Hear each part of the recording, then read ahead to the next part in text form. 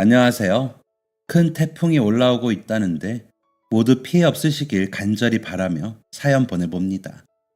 저는 자영업을 하고 있는 40대의 남자입니다. 저도 원래는 평범한 회사원이었습니다. 아내를 처음 만났을 때까지만 해도 말이죠. 그리고 저는 어렸을 때부터 할머니와 함께 살았습니다. 할머니는 할아버지를 일찍 여의시고 혼자 사남매를 키우시느라 정말 많은 고생을 하셨던 분이십니다. 그중 둘째 딸인 저희 어머니가 할머니를 모시고 계셨고요. 그렇게 고생고생하며 사시다 보니 일찍이 몸이 병들고 상했나 봅니다. 제가 대학생 되었을 때부터 할머니의 건강이 급격하게 안 좋아지셨습니다. 어머니는 그때부터 하시던 일을 그만두고 전업주부의 길을 걸으셨고 아버지 혼자 외벌이를 하시며 할머니, 어머니, 그리고 장남인 저와 여동생까지 부양을 하셨던 거죠. 아버지가 공무원이셨던지라 다섯 식구 먹고 사는데 크게 문제는 없었지만 대신 조금 알뜰하게 살아야 했었죠. 사실 저는 대학교 가면 자취도 하고 싶었고 공부하느라 놀지도 못한 학창시절의 한을 풀고 미친 듯이 놀고도 싶었습니다. 하지만 빠듯한 살림에 그럴 순 없었죠. 그럴 돈도 없었고요. 그저 제 학비 내주시는 것만으로도 감사하게 생각하며 공부나 열심히 할 수밖에 없었습니다. 아내를 처음 만난 건 대학교 졸업하고 막 취직을 했을 때였습니다. 친구들은 너도 나도 독립해서 자기만의 삶을 살고 있는데 저는 여전히 부모님 댁에 얹혀 사는 것 같아 마음이 불편하기도 했고 답답하기도 했습니다. 저도 멋지게 혼자 살면서 밤에 잔소리 없이 거실에서 맥주도 한 캔 하고 친구들도 불러다가 놀기도 해보고 싶었거든요. 이제 보니 그냥 눈치 안 보고 술이 먹고 싶었던 것도 같네요. 취업까지 하니까 그 마음이 더 간절해진 거였고요. 아무튼 그렇게 언제쯤 독립을 할 수 있을까 꿈만 꾸던 중에 그런 제 꿈을 흔적도 없이 사라지게 한 사람이 있었습니다. 그건 바로 제 아내였죠. 그날은 제가 감기 기운으로 몸이 안 좋아서 반차를 쓰고 병원에 갔다가 집에 일찍 온 날이었습니다. 저희 집이 다세대 주택이었거든요. 현관 있고 정면으로 반지하 2개, 그 위로 2, 3층 이렇게요. 저희가 주인집인 3층에 살았고요. 거실에 누워있는데 TV 뒤에 있는 커다란 창으로 검은 그림자가 계단을 올라오는 모습이 보였습니다. 아버지는 일하러 가셨고 어머니는 방금 장 보고 오신다고 나가셨고 동생도 집에 올 시간이 아닌데 대체 누구인가 싶었습니다. 할머니는 방에서 주무시고 계셨고요. 콩콩콩 문을 두드리더라고요. 몸도 안 좋아서 싸울 힘도 없는데 불청객이면 어쩌나 하고 무거운 몸을 이끌고 문에 가까이 갔습니다. 문 밖에 있는 상대방은 다시 한번 콩콩콩 하더니 할머니 하고 부르더라고요. 가냘픈 여자의 목소리였습니다. 저는 문을 열었습니다. 세상에나 그녀를 보는 순간 머릿속에 종이 울리면서 라붐 영화에 나오는 리얼리티 노래가 그 공간을 채웠습니다. 그때 제 눈에 그녀는 소피 마르소보다 훨씬 예쁘게 보였습니다. 누구세요? 여자가 묻더라고요. 여긴 저희 집인데. 저는 얼른 정신을 차리고 대답했습니다. 저는 이 집에 사는 사람인데 그대, 아니 그쪽은 누구세요? 아, 안녕하세요. 저는 그때 잠에서 깨신 할머니가 기쁘게 웃으며 종종걸음으로 다가오셨습니다. 아가씨, 왔어? 어르신 안녕하셨어요? 할머니의 웃음에 그녀도 환하게 웃으며 신발을 벗고 들어왔습니다. 그리고 어리둥절한 표정의 저에게 말하더군요. 저는 사회복지사예요. 할머님 뵈러 왔고요. 아, 네, 복지사님. 그맘때 할머니가 치매까지 오셨었거든요. 그래서 사회복지사인 그녀가 방문 요양을 온 모양이었습니다. 할머니는 오래된 친구라도 만난 것처럼 신나게 수다를 늘어놓으셨습니다. 할머니가 그렇게 말씀이 많으신 분인 줄은 몰랐죠. 그녀는 할머니의 말에 깨르르 웃기도 하고 진지하게 듣기도 하고 할머니의 손과 다리를 주물러 주기도 했습니다. 둘 사이에서 어색한 저는 거실 구석에서 보지도 않는 책을 넘기며 그녀를 힐끔힐끔 쳐다봤죠. 볼수록 예쁜 사람은 처음이었습니다. 얼굴도 예쁜데 사회복지사라니. 혹시 천사가 아닐까 하는 합리적인 의심을 했더랬죠. 그녀가 떠난 후에도 머릿속에 잔상이 남아 있었습니다. 그리고 그 잔상이 사라질 때쯤 다시 나타나기를 반복했습니다.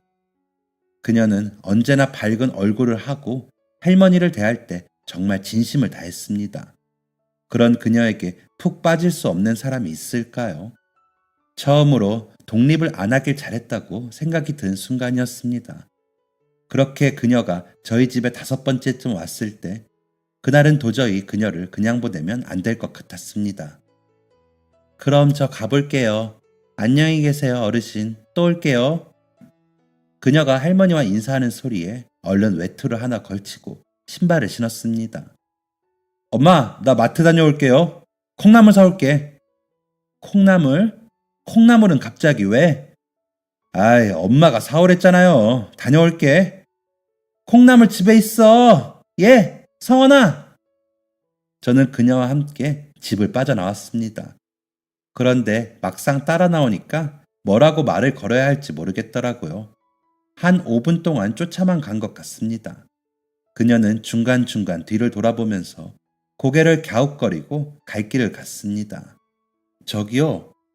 먼저 입을 연 건 그녀였습니다. 네? 왜 자꾸 따라오세요? 제가요? 그러니까 콩나물 이쪽으로 가면 마트 안 나오는데. 이쪽이 아니구나. 그렇구나. 핸드폰 있어요? 네? 네, 있는데요? 제 번호 알려드려요? 네? 그녀는 제게 뚜벅뚜벅 걸어와서는 가방을 뒤적이더니 수첩에 자신의 핸드폰 번호를 적고 제게 주었습니다. 그리고 얼어있는 저를 보고 씩 웃으며 다시 걸어갔죠. 저는 정말 얼음이 된 것 같았습니다.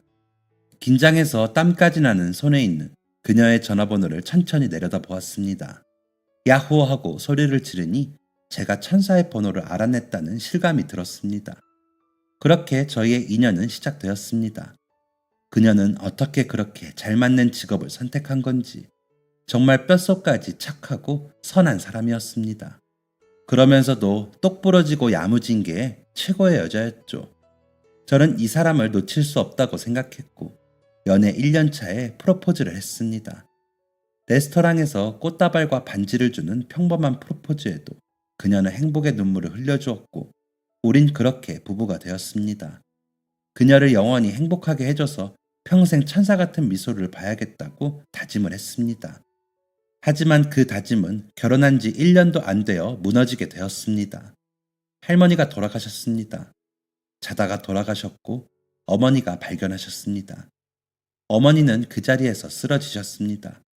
충격에 몸져 누우신 거죠. 원래 결혼하고 저희 집에서 1년 정도 살면서 돈 모았다가 분가하려고 했거든요. 그런데 그 계획을 이룰 수 없게 되었습니다. 아픈 어머니를 두고 도저히 나갈 수가 없었죠. 당시 아내와 저는 일을 하고 있었고 제 여동생이 취업 준비를 하고 있었거든요. 동생이 당분간 어머니 간호를 하겠다고 자처했습니다. 할머니가 편찮으신 거랑 어머니가 편찮으신 거랑은 차원이 다르더군요. 하루 종일 신경이 쓰이고 주변 사람들한테 좋은 병원이 있는지 물어보고 집에서도 맘 편히 TV도 볼 수 없었습니다. 할머니를 대하는 어머니의 심정이 이러셨겠구나 알 수 있었죠. 일주일이면 괜찮아지겠지. 한 달이면 괜찮아지겠지. 2달이면, 3달이면. 어머니의 상태는 점점 안 좋아지셨습니다. 얼마 먹지도 못하시고는 다 토를 하고 가끔 이상한 말도 하시고 그러다가도 어느 날은 멀쩡하게 요리를 하시고 치매에 걸리셨습니다. 50대의 나이에 치매가 온 겁니다. 의사 말로는 충격이 커서 그런 걸 수도 있고 어쩌면 유전의 영향도 있을 거라 하더군요. 하늘이 무너지는 기분이었습니다. 그때 어머니가 치매 판정을 받기 전에 아내랑 처음으로 크게 다투기도 했습니다. 여보, 조금 당황스러울 수 있는데 잘 들어봐. 뭘? 어머님, 아무래도 치매이신 것 같아. 아버지도 저도 동생도 직감은 하고 있었습니다. 하지만 아닐 거라 부정하고 괜찮아질 거라 생각하며 그럴 가능성을 떨치려고 했던 거죠. 다들 할머니가 치매셨을 때 많이 아팠고 많이 고생을 했었으니까요. 그게 다시 반복되지 않았으면 했던 겁니다. 그런데 아내가 더 이상은 안 될 것 같다 생각했는지 저를 불러 조심스럽게 얘기를 하더라고요. 그 순간 저도 모르게 부정하고 싶은 마음이 튀어나왔습니다. 그게 무슨 말이야? 아니야. 우리 엄마 치매 아니야. 절대 아니야. 아니라고만 하지 말고 내 말 들어봐. 내가 봤을 땐 당신이 뭘 알아? 뭐? 당신이 엄마가 치매인지 아닌지 어떻게 하냐고. 내가 이제껏 본 분들만 몇 분인데 내가 괜히 이런 말 하는 것 같아? 그렇게 많이 보면 다 알아? 당신이 뭐라도 돼? 당신이 의사야? 그냥 딱 보면 알아? 뭐 검사라도 해봤어? 아니잖아. 아닌데 왜 치매라고 해? 아니라고. 내가 아니라잖아. 처음이었습니다. 아내에게 그렇게 큰 소리를 친 적은 정말 처음이었습니다. 말을 하면서도 내가 지금 무슨 말을 하는 건가? 이러면 안 되는데 생각했지만 한 번 터진 입은 멈추질 못했습니다. 아내의 상처받은 눈빛도 처음이었습니다. 아내가 울었습니다. 그때 정신이 팍 돌아오더라고요. 미안해. 미안해, 여보. 소리 질러서 미안해. 내가 정말 미안해. 모두 힘들었습니다. 아내도, 저도, 아버지도, 동생도, 그리고 어머니도요. 그 다음 해에 아버지가 퇴직을 하셨습니다. 동생은 취업을 했고요. 어머니 간병은 아버지의 몫이 되었죠. 아버지 괜찮으시겠어요? 아무래도 제가 휴가라도 쓰는 게. 휴가는 무슨, 됐다. 이 정도는 혼자 충분해. 네 엄마 너 낳고 산후조리 할 때도 내가 다 했어. 내가 하는 게 차라리 마음이 편해. 어떻게 자식들한테 병수발을 시킬 수가 있겠냐. 그간 아버지는 저와 동생, 그리고 제 아내가 어머니 병수발을 드는 모습을 보고 혼자 속이 많이 상하셨던 것 같습니다. 아버지도 많이 노력하셨거든요. 어머니가 아프신 후로는 퇴근 후 회식 자리 한번 나가지 않으시고 주변 분들에게 물어물어 재활로 유명하다는 분 찾아 어머니 모시고 가고 그러셨죠. 아버지는 웃으면서 한마디를 덧붙이셨습니다. 노후에 너의 엄마랑 꼭 붙어서 맨날 지지고 볶다가 늙어 죽는 게 소원이었는데 그건 이룰 수 있겠구나. 아버지의 소원은 정말로 이루어졌습니다. 어머니 병수발만 2년을 하시다가 돌아가셨으니까요. 선택지가 없었습니다. 아버지는 돌아가셨고 1년 전 결혼한 동생은 타지에 살림을 차렸습니다. 아내와 제가 어머니를 돌봐드려야 했습니다. 제가 자식이니 당연히 제가 일을 그만두려고 사직서엔 뭐라고 써야 할까 고민을 했습니다. 그런데 아내가 갑자기 이런 말을 했습니다. 어머니, 내가 모실게.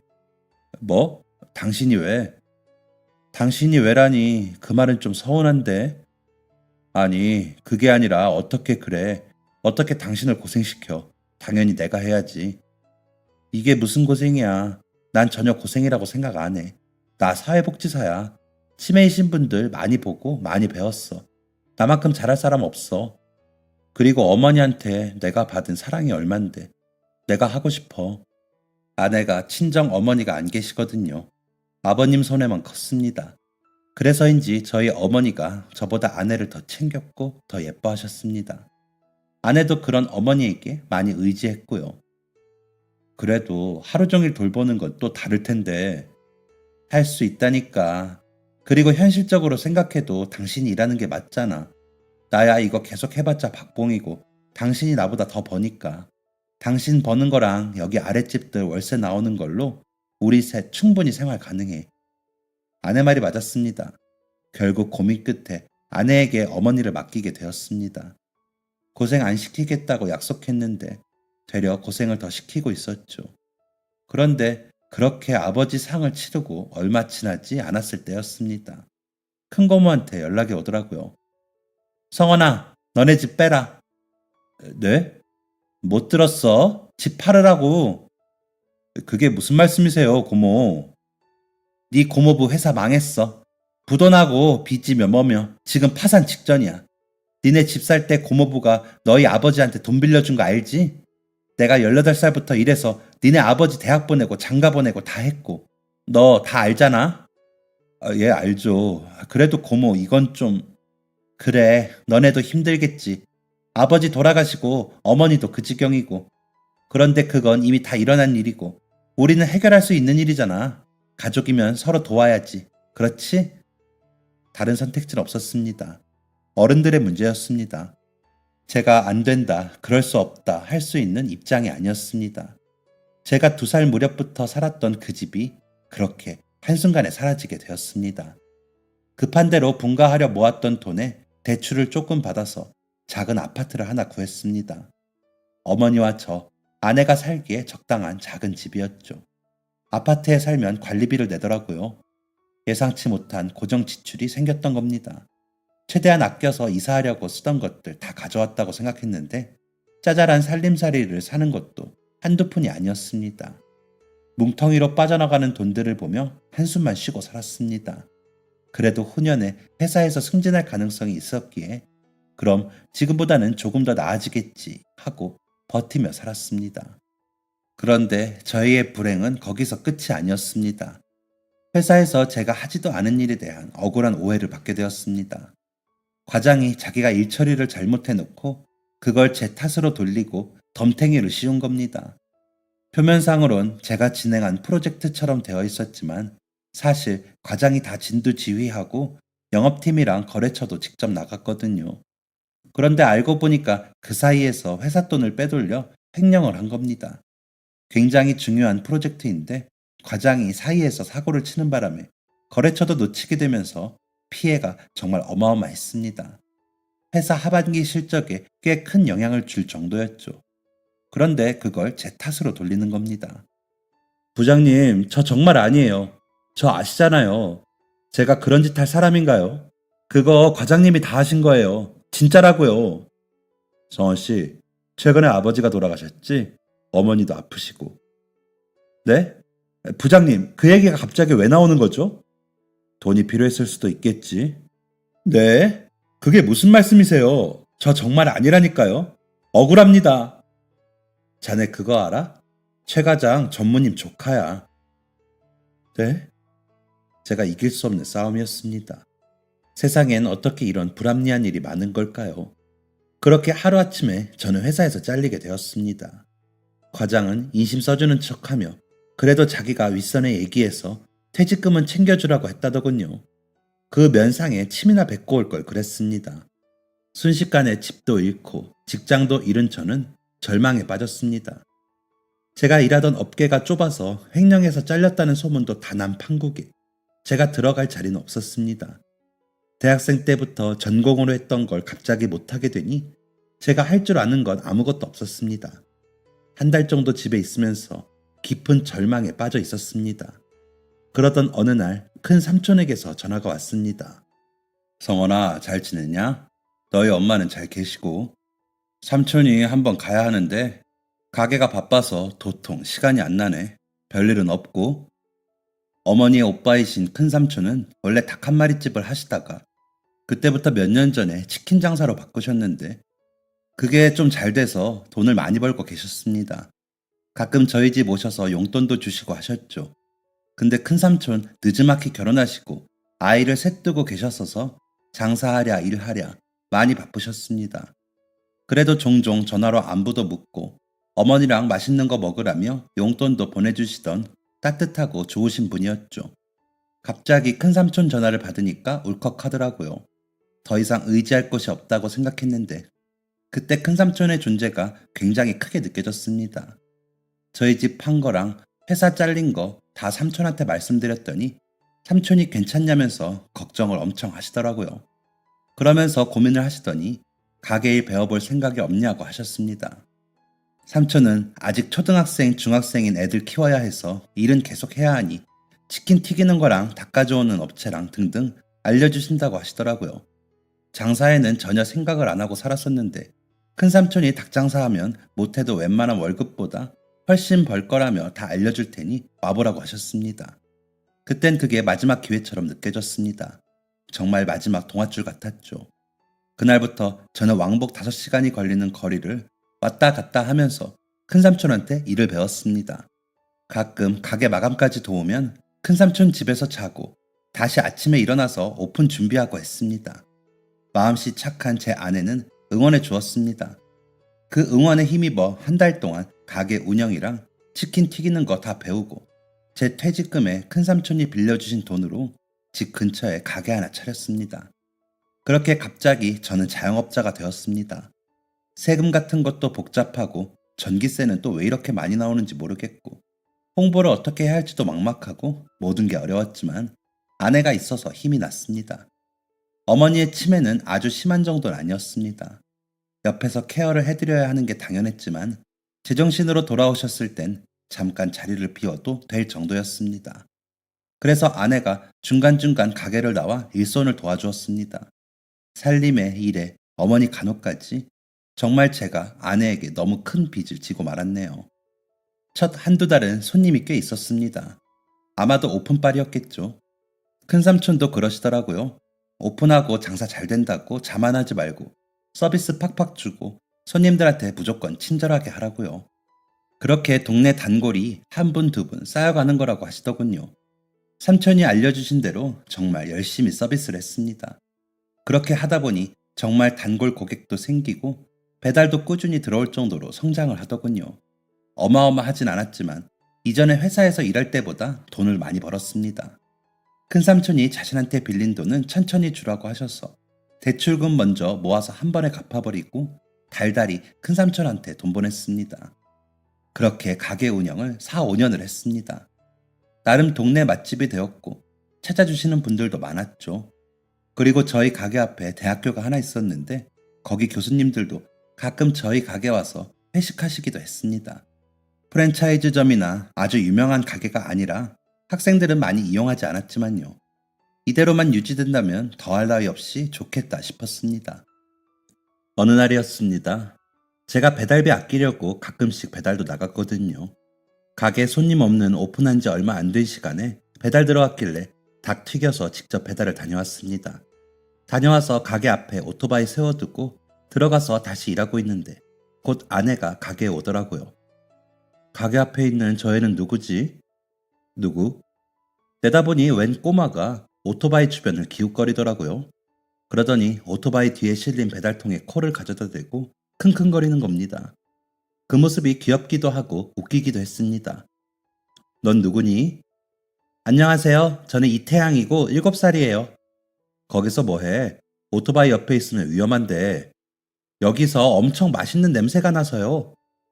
아, 치킨 냄새 맡고 있었어? 치킨이요? 응, 치킨. 제가 고개를 끄덕이며 가게 유리에 붙은 치킨 전단지를 손으로 가리켰습니다. 그런데 아이는 그게 뭐냐는 듯 눈을 껌뻑이더라고요. 치킨 몰라? 네! 요즘 세상에 치킨을 모르는 아이도 있나? 부모들이 아직 아이한테 치킨을 먹여본 적이 없나 싶었습니다. 가게에 오는 가족 단위 손님들 보면 3살짜리 애도 있거든요. 7살이 치킨을 모를 수도 있구나 하고 신기해 했습니다. 맛있겠다. 침을 꿀꺽 삼키던 아이는 총총총 사라졌습니다. 그런데 그 아이가 떠난 후에도 계속 그 아이 생각이 나더라고요. 제가 아이가 없어서 잘은 모르지만 요즘 세상이 워낙 무서우니까 7살 아이들도 혼자 잘 안 냅두잖아요. 초등학교 저학년들도 혼자 학교 잘 안 다닌다고 주변 사람들한테 들은 적이 있는데 그 아이가 혼자 다니는 모습이 걱정되었습니다. 그리고 겉모습으로 판단하면 안 되는 거 알지만 아이 차림을 보아하니 사정이 조금 어려운 듯 보였습니다. 옷도 보풀이 많이 있고 꺾어 신은 신발도 굉장히 더러웠거든요. 양말도 안 신고 있었고요. 아직 손길이 많이 필요할 나이인데 무슨 사정이 있을까 싶어 신경이 쓰였습니다. 저희가 조건이 많이 안 좋은 상황이었으니 여지껏 아이가 없었거든요. 그래서 더 아이들에게 정도 많이 가고 좋아했습니다. 그래서인지 더 그 아이가 신경이 쓰이더라고요. 혹시 다시 온다면 밥이라도 먹여야겠다 했습니다. 그런데 정말 며칠 뒤에 그 꼬마 아이가 다시 나타났습니다. 이번에도 코를 내밀고 킁킁거리며 오토바이 주위를 맴돌더라고요. 태양이 안녕? 반가운 마음에 벌컥 문을 열고 인사하니 아이가 화들짝 놀라더니 곧 방긋 웃으며 인사를 해주었습니다. 밥 먹었어? 아직 5시라서 안 먹었겠지? 네, 안 먹었어요. 아저씨랑 아줌마 이제 밥 먹으려고 하는데 같이 먹을래? 치킨 먹어요? 이걸 어쩌지? 치킨은 아니고 돈가스 했는데. 돈가스? 들어올래? 네! 돈가스를 본 아이의 눈은 반짝반짝 빛이 났습니다. 아이가 편하게 먹을 수 있게 작게 잘라주는데 아이는 커다란 덩이를 들고 우걱우걱 먹더라고요. 배가 많이 고팠던 것 같습니다. 점심밥은 먹었지? 네, 유치원에서요. 그렇구나. 지금은 어디 가는 길이었어? 그냥 놀러요. 혼자? 네, 저는 맨날 혼자 놀아요. 누나는 학교 다니고 알바하느라 바쁘거든요. 그럼 엄마랑 아빠는? 엄마, 아빠? 없는데요. 누나만 있는데. 아내와 저는 너무 당황했습니다. 7살짜리 애가 부모님이 안 계신다니 흔치 않은 경우잖아요. 게다가 다른 어른들 손에 자라는 것도 아니고 누나랑 산다니 뭔가 사정이 많이 안 좋은 듯 보였습니다. 그렇구나. 누나는 몇 살인데? 22살요. 요 앞에 학교 다녀요. 아, 누나가 이런 거 말하면 안 된다고 했는데 난 죽었다. 하하, 아저씨랑 아줌마가 비밀 꼭 지킬게. 태양이는 누나를 무서워하나 봐. 네, 진짜 무서워요. 완전 대박.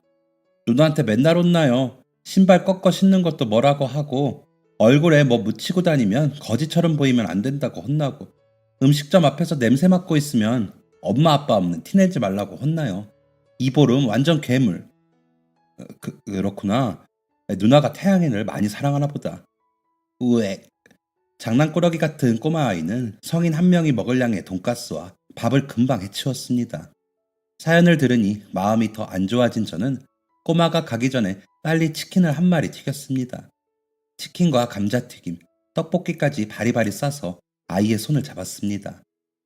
태양아, 지금 시간이 늦었으니까 아저씨가 데려다 줄게. 괜찮을까? 누나가 모르는 사람 따라가면 안 된다고 했는데. 태양이가 아저씨 따라오는 거 아니고 아저씨가 태양이 따라가는 거야. 그럼 괜찮을까? 여기 태양이랑 누나랑 먹을 치킨, 감자튀김, 떡볶이도 쌌는데 어때? 우와, 대박. 가요 그럼. 아이는 제 손을 꼭 잡았습니다. 그 손이 너무 작아서 또 마음이 아파왔습니다. 꼬마의 집은 가게에서 그리 멀지 않은 곳에 있었습니다. 가끔 배달을 가는 집들도 주변에 많았죠. 그렇게 평범한 동네에 이렇게 힘든 아이들이 있었다니 마음이 아파왔습니다. 야, 이태양! 누나! 꼬마의 집에 대문에 다다랐을 때 누가 뒤에서 소리를 질렀습니다. 꼬마의 누나였습니다. 검은색 티에 검은색 바지를 입은 누나는 이쪽으로 성큼성큼 걸어왔습니다. 그러더니 제 손을 잡고 있던 꼬마의 손을 확 잡아 끌었습니다. 그리고 아주 공격적인 표정으로 저를 노려봤습니다. 누구세요? 아, 안녕. 나는 저기서 치킨집 하는 아저씨인데 왜 제 동생이랑 저희 집 앞에 있어요? 아, 그게 동생이 아까 우리 가게에서. 야, 이태양. 너 또 남의 가게 냄새 맡고 다녔어? 내가 그러지 말랬지. 네가 그지야? 그지 새끼처럼 굴지 말랬지? 누나는 버럭 꼬마에게 소리를 질렀습니다. 그러면서도 꼬마의 손은 꼭 잡고 놓지 않았고 아주 속상한 얼굴이었습니다. 그게 아니고 태양이랑 같이 저녁밥을 먹었거든. 태양이가 먹고 싶다고 온 건 아니고 내가 같이 먹자고 했으니까 혼내지는 말고.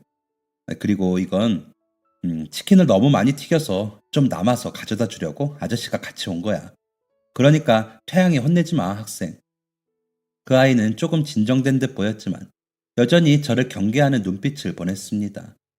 혹시 그 아이들이 더 불편해할까봐 저는 얼른 들고 있던 치킨을 내밀고 호다닥 가게로 돌아왔습니다. 누가 봐도 그저 평범한 대학생인데 어쩌다가 저렇게 사람을 의심하고 경계하는 아이가 되었을까 하는 마음에 속상했습니다.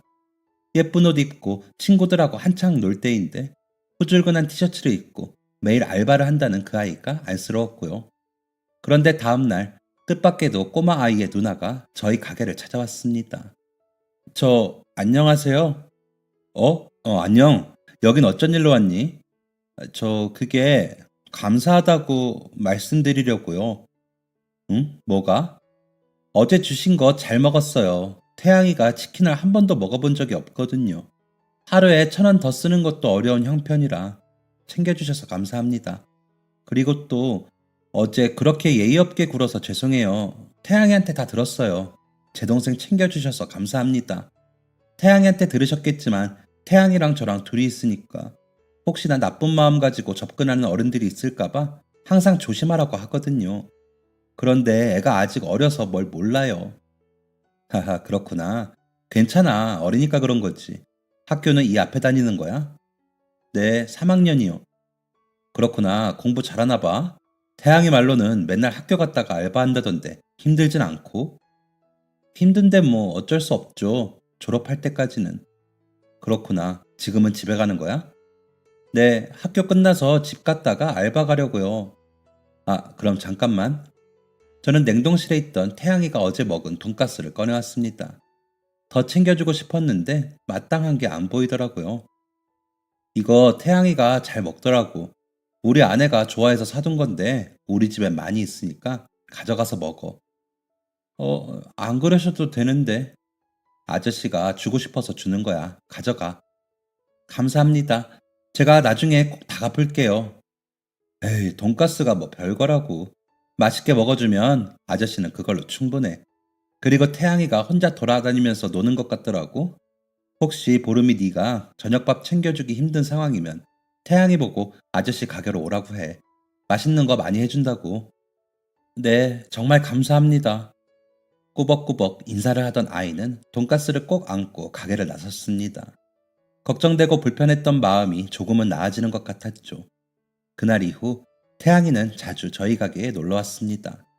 가끔은 밥을 먹으러 오고, 가끔은 와서 인사만 하고 가고, 또 언제는 자기가 키운 방울토마토를 가져다 주거나 예쁘게 색칠한 공룡 그림을 주기도 했습니다.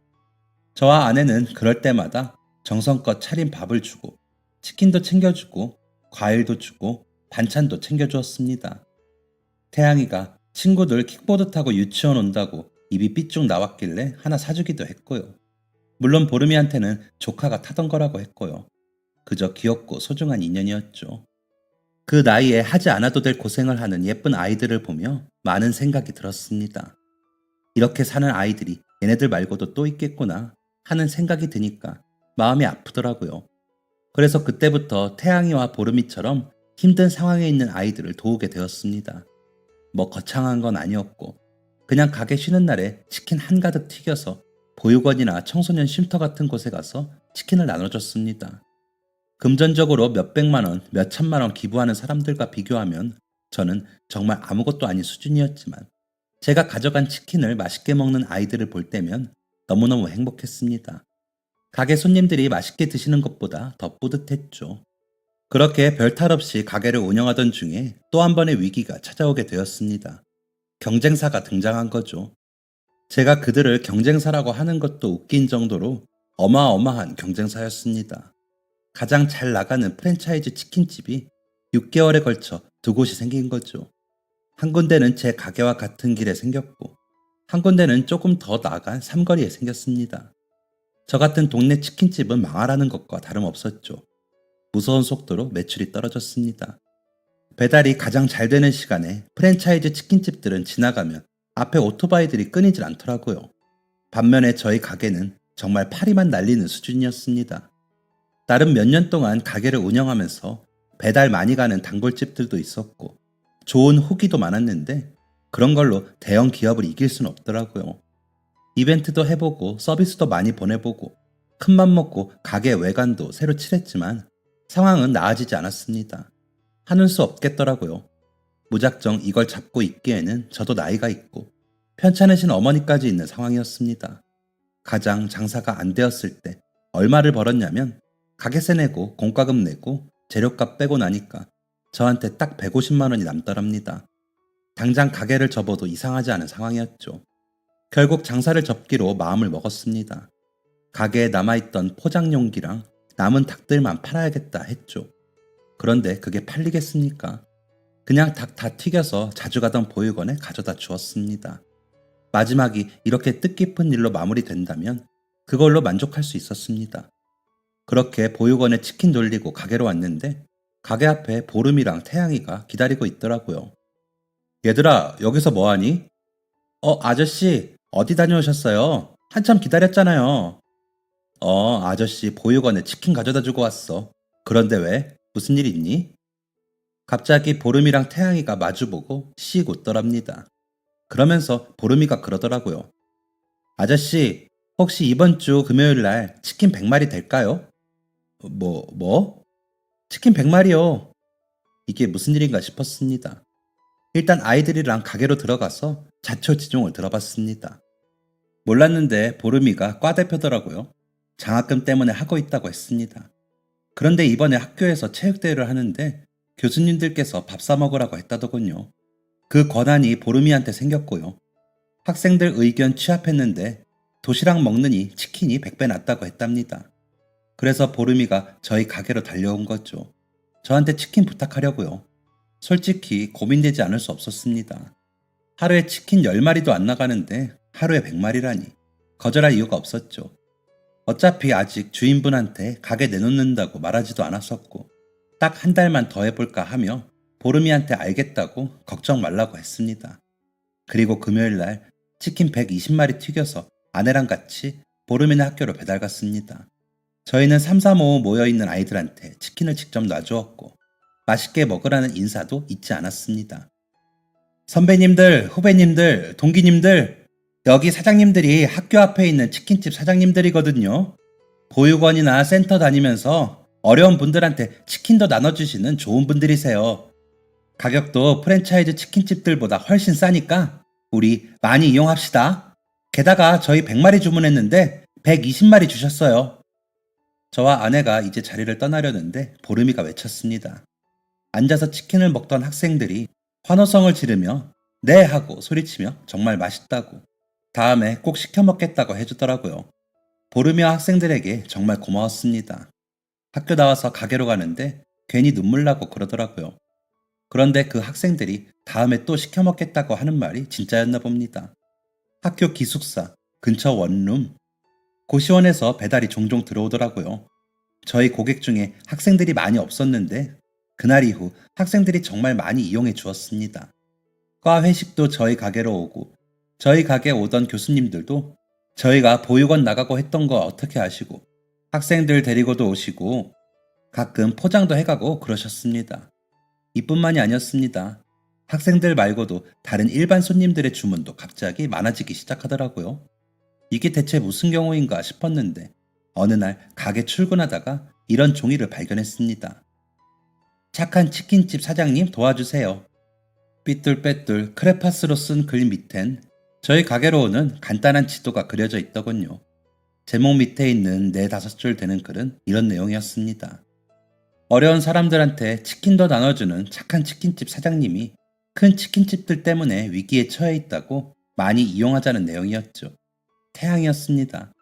태양이 글씨를 한두 번 본 게 아니었거든요.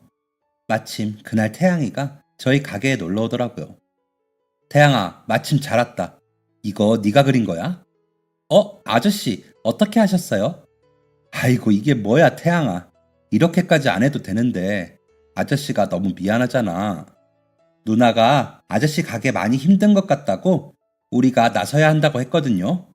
그래, 둘이랬나? 돌이랬나? 아무튼요. 그래서 제가 그렸어요. 누나가 학교에서 그거 여러 장으로 만들어줘서 여기저기 붙이고 다녔어요. 아이고, 미안해, 태양아. 아저씨가 고생시켜서 미안해. 고생 아닌데요. 아저씨가 저 킥보드 사줬잖아요. 킥보드 타고 다니면서 붙이니까 완전 재밌던데요. 고맙다. 정말 고맙다, 태양아. 배달 손님뿐만 아니라 가게 손님도 많아졌습니다. 다들 아름아름 소문을 듣고 태양이가 그린 전단지를 보고 온 모양이더라고요. 저는 크게 한 것도 없는데 손님들이 제게 정말 대단하다며 칭찬을 많이 해주셨습니다. 그 덕분에 저는 가게를 정리하지 않아도 되었습니다. 지금까지도 쭉 잘 운영하고 있고요.